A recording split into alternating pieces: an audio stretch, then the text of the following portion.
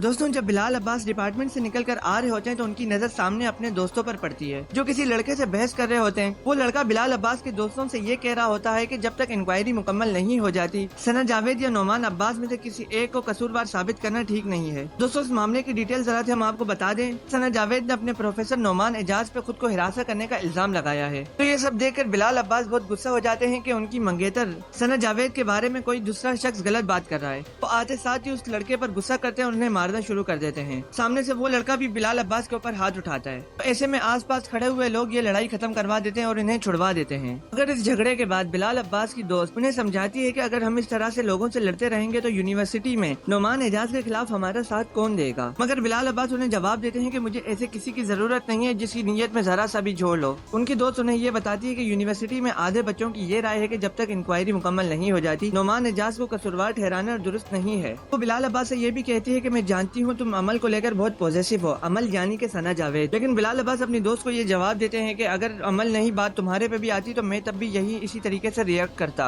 और अगले सीन में नोमान एजाज जब अपनी बेटी को स्कूल से रिसीव करने स्कूल जाते हैं तो स्कूल के अंदर से जल्दबाजी में बाहर निकल रहे होते हैं। तो सामने एक खातून से टकराने वाले होते हैं मगर बच जाते हैं। नोमान एजाज उस खातून से सॉरी कहते हैं लेकिन वो खातून नोमान एजाज को पहचानती है और कहती है ओ प्रोफेसर। वो नोमान एजाज से कहती है कि आप अपनी तो यूनिवर्सिटी में बहुत गंद फैला चुके हैं, बच्ची के स्कूल को तो बख्श दें। वो खातून ये कहकर वहाँ से चली जाती है मगर उस खातून की ये बात नोमान एजाज के सीने में लगती है और उन्हें बहुत तकलीफ होती है इस बात से। और अगले सीन में एक खातून सना जावेद की माँ के पास आकर ये कहती है कि आजकल के दौर में बेटी को पढ़ाना ही फजूल है। आप तो जानती हैं कि यूनिवर्सिटी कॉलेजेस में आजकल कितनी बेहयाई चल रही है, तो ऐसे में ये वाला वाकया होना तो तय था। सना जावेद की माँ बात घुमाने की कोशिश करती है लेकिन वो मुसलसल अपनी बात पे कायम रहती है कि बेटी को पढ़ाना नहीं चाहिए। वो कहती है कि बेटी की असल तरबियत तो घर में होती है, पढ़ाई की जरूरत ही नहीं। आखिर वो भी लोगों को जवाब दे देकर थक चुकी होती है क्योंकि सुबह से 5वीं औरत ये होती है जो आकर सना जावेद के बारे में उनकी माँ से ये बात कर रही होती है। वो अपनी बेटी के बारे में ऐसे अल्फाज सुनना गवारा नहीं करती। सना जावेद साइड पर खड़ी होकर ये सारा मामला सुन रही होती है और मायूस हो रही होती है कि उनकी वजह से उनकी माँ को ये सब सहना पड़ रहा है। और ऐसे में सना जावेद की बहन पीछे से आकर उन्हें सहारा देती है कि ऐसे 5-10 क्या ऐसे 1000 लोग भी आकर जो भी बकवास करें, मैं और अम्मी तुम्हारे साथ हैं और तुम्हारे साथ ही रहेंगे। दोस्तों, आपको क्या लगता है कि डंक ड्रामे के एपिसोड 2 में जो सना जावेद ने नोमान एजाज पर खुद को हिरासत करने के इल्जाम लगाए थे वो दुरुस्त थे या नहीं? इस बारे में अपनी राय का इजहार कमेंट सेक्शन में जरूर करें और इस वीडियो को लाइक करके हमारे चैनल को भी सब्सक्राइब कर दें।